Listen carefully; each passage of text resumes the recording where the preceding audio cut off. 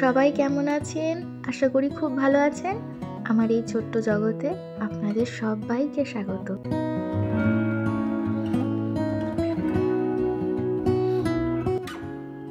সেদিন ছিল 24শে ডিসেম্বর।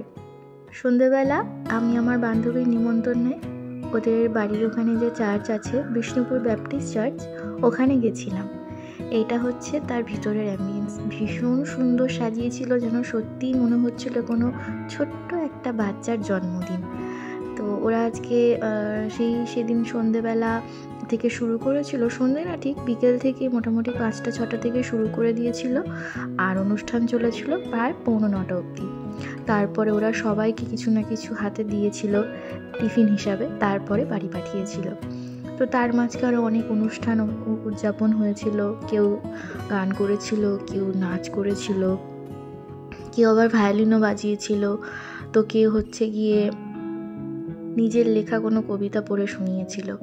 আর সবশেষে যেটা হচ্ছে সব থেকে মূল আকর্ষণ, জিসাস ক্রাইস্টের জন্মদিনটা, মানে জন্মটা কয়েকজন শিল্পীর মাধ্যমে ফুটিয়ে তোলা হয়েছিল। খুব সুন্দর লেগেছিল। এই প্রথম আমার কোনো চার্চে গিয়ে এভাবে তাদের অনুষ্ঠানে সম্মিলিত হয়ে তাদের অনুষ্ঠানে দেখা, উপভোগ করে, এবং ভীষণ ভীষণ খুশি হয়েছি আমি যে স্তুতি আমাকে ডেকেছে। আমার বান্ধবীর নাম স্তুতি, ভীষণ মিষ্টি একটা মেয়ে, আমার থেকে একটুখানি বড়, কিন্তু আমি ওকে বড় বলে পাত্তা দিই না। আর ও আমাকে ভীষণ ভালোবাসে, ভীষণ আদর করে, আর যখন যাই হোক না কেন আমাকে সবসময় খোঁজ নেয়, সবসময় আমাকে জানায়। তো এই বন্ডিংটা তৈরি হয়ে যায়। ফ্রেন্ডশিপটা হয়তো খুব দিনের নয়, মোটেই 2-2.5 বছরের একটা ফ্রেন্ডশিপ, কিন্তু বিএডের সেই প্রথম দিন এক জায়গায় বসে আমাদের সেই আলাপ আজও চলছে। ওরও হয়তো মনে আছে আমাদের প্রথম যেদিন যেতে বলেছিল কলেজ থেকে, ও গেছিলো, আমিও গেছিলাম, সেই প্রথম আলাপ। আমার নাম এখনও ওর ফোনে ভুলভাল সেভ করা আছে, যা শুনেছিল প্রথম দিন তাই, তার কোনো পরিবর্তন হয়নি। এটা যদি ও দেখে এবং শোনে, ও মনে করবে হ্যাঁ, কথাগুলো সত্যিই তাই। তো এই নৃত্যানুষ্ঠানটা ভীষণ ভালো লেগেছিল। লাইটগুলো বন্ধ করে একটা প্রদীপের মধ্যে মোমবাতি জ্বালিয়ে তারপর এই নাচটা কমপ্লিট করেছিল। কারণ প্রদীপের মধ্যে যদি না রাখে, মোমটা তো গলে পড়বে, ওদের তখন অনেকটাই অসুবিধা হবে। তো একটা খুব সুন্দর শ্রেয়া ঘোষালের তামিল গানে, মেবি শ্রেয়া ঘোষালেরই ছিল, আমি সঠিক বলতে পারবো না, ওই গানের সাথে এটা ফুটিয়ে তোলা হয়েছিল। খুবই ভালো লাগছিল দেখে।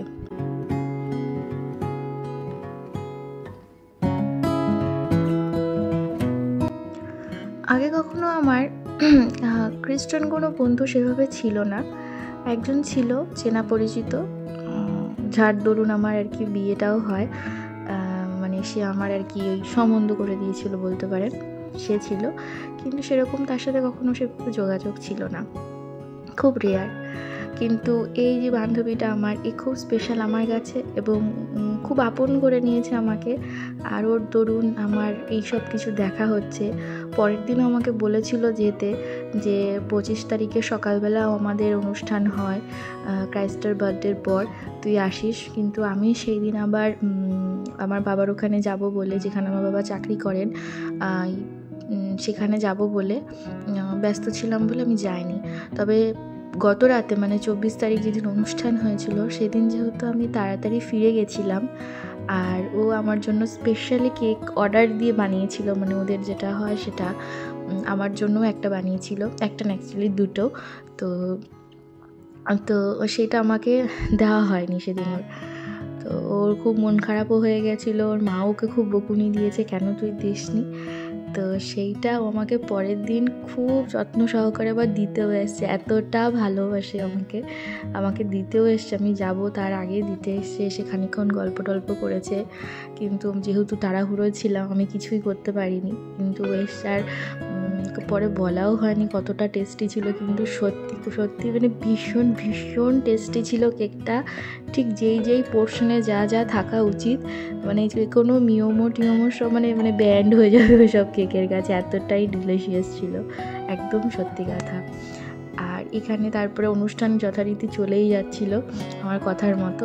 এই একটা বাচ্চা, সে এতটুকু একটা বাচ্চা নাকি এত সুন্দর একটা ভায়োলিন বাজাচ্ছে, এত একটা এক্সট্রা অর্ডিনারি একটা ওর মধ্যে ট্যালেন্ট রয়েছে, সেটা সত্যি সেখানে না গিয়ে ওর ভায়োলিনটা না শুনলে আমি বুঝতে পারতাম না। খুব সুন্দর বাজাচ্ছিল। আর ওই যে পিছনে অর্কেস্ট্রারের পাশে একটা মেয়ে বসে আছে চুপটি করে মাথায় ঘোমটা দিয়ে, সেই আমার বান্ধবী। তো অনেকে বলতে পারে যে ওর বিয়ে নাকি, মাথায় ঘোমটা না, অ্যাকচুয়ালি ও হচ্ছে গিয়ে একটা বড় ক্যারেক্টার প্লে করেছে, তো সেই জন্য ওই শ্বাসটা দিয়েছে। যে ক্যারেক্টারটা প্লে করেছে সেটা যখন ক্যারেক্টারটা হবে তখন আপনারা দেখলেই বুঝতে পারবেন।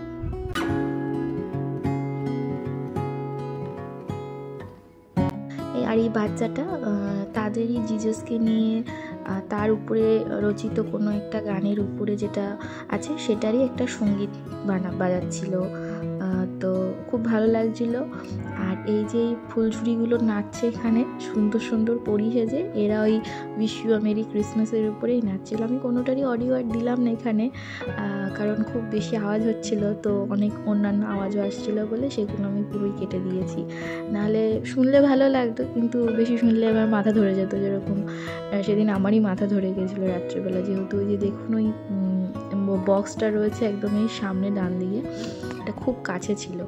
তো এতক্ষণ ধরে মানে 5টা থেকে 9টা প্রায় ধরুন 5 ঘন্টা শুনেছি। তারপরে ঠান্ডা করে এসছি, ঠান্ডা ছিল তখন, তো আমার কান দিয়ে মাথা ধরে গেছে। পরের দিন সকালেও আমি উঠতে খুব অসুবিধা হচ্ছিলো, নাকের পাশ থেকে কান ধরেছিল, তো মাথা ধরেছিল, তো অসুবিধা হচ্ছিলো। কিন্তু এইগুলো মনে পড়লে আর এগুলো দেখলে তো সবারই মন ভালো হয়ে যায়। আর স্তুতিকেও বলেছিলাম আমি কিন্তু সবটা ভিডিও করব, তুই কিন্তু একদম কিছু বলবি না আমাকে, তো ও বলেছিল হ্যাঁ হ্যাঁ নিশ্চয়ই কর।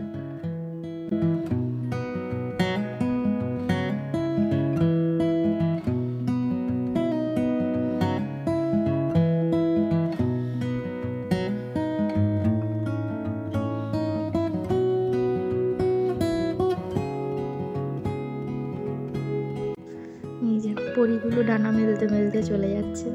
আর এই একজনকে আর কি সে মানে ওই স্যান্টা ক্লজ সাজিয়ে এনে দেওয়া হয়েছে বাচ্চাদের জন্য। আমরা বড়রা তো সবই বুঝি।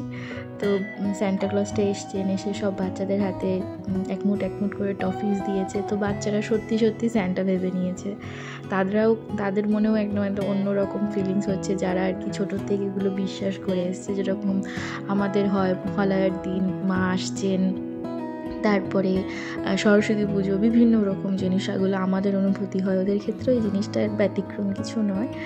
আর বাচ্চারাগুলো খুব এনজয় করছিল ওনাকে দেখে, ভাবছিল সত্যি সত্যি স্যান্টা, বয়স্ক হওয়ার ঢং করছিল। আবার কিছু কিছু বাচ্চা একটু বেশি পেকে গেছে, তারা আবার আমার পাশ থেকে বলছিল, শুনছিলাম আমরা বুঝি না, এটা তো মিছি স্যান্টা। যাই হোক, সবটা মিলিয়ে মিশিয়ে সুন্দর ছিল। বাচ্চাদেরকে খুশি করার জন্য ওরা এই ব্যবস্থাটা করেছে, এটাও অনেকটা বড় বলতে হয়।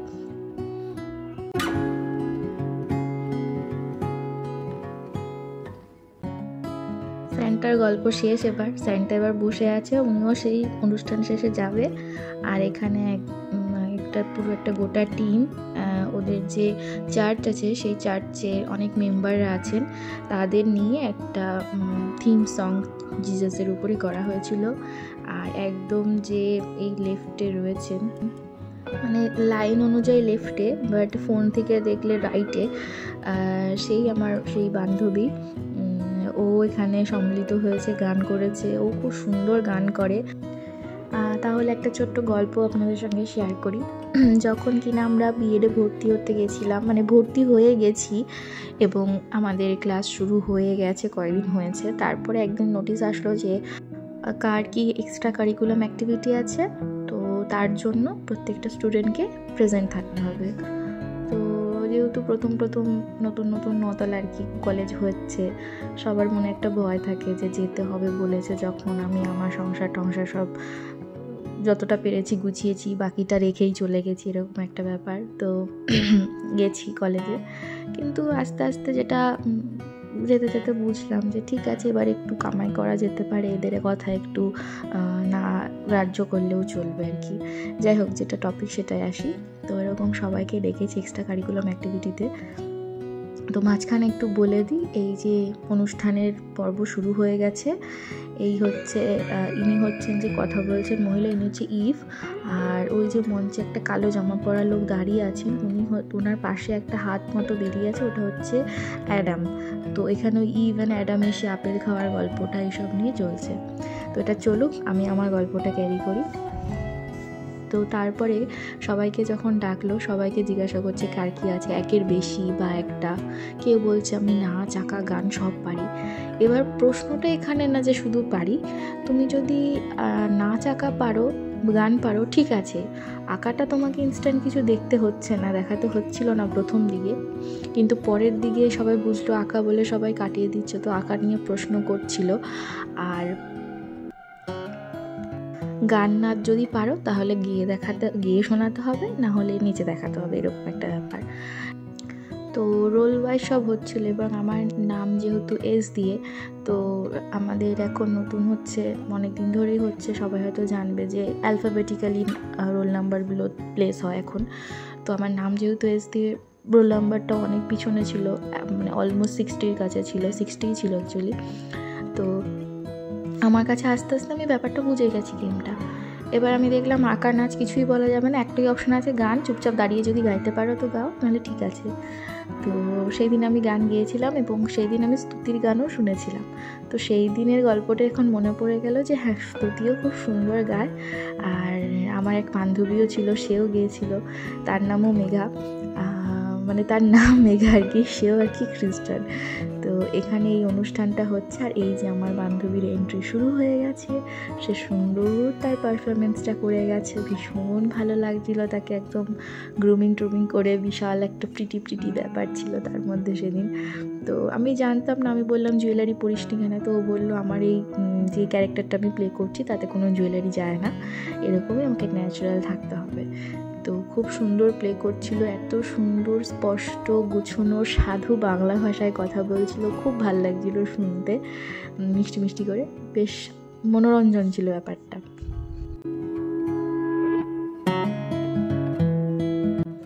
এই দেখুন, প্লে অনুযায়ী এবার জিসাস ক্রাইস্টের বার্থ হয়ে গেছে, আর উপর থেকে যত ব্লেসিংস ছিল, মানে ইন হেভেন যত ব্লেসিংস ছিল, যত পরি ছিল, যত যা ছিল, আমি অত ক্যারেক্টারের নাম জানি না, তো তারা সবাই এসে গেছেন জিসাসকে দেখতে, যার কাছে যা গিফট ছিল সে সেগুলো দিচ্ছে। তো এভাবেই হচ্ছে গিয়ে সিচুয়েশনটা দেখানো হচ্ছিল খুব স্মুথলি, কামলি।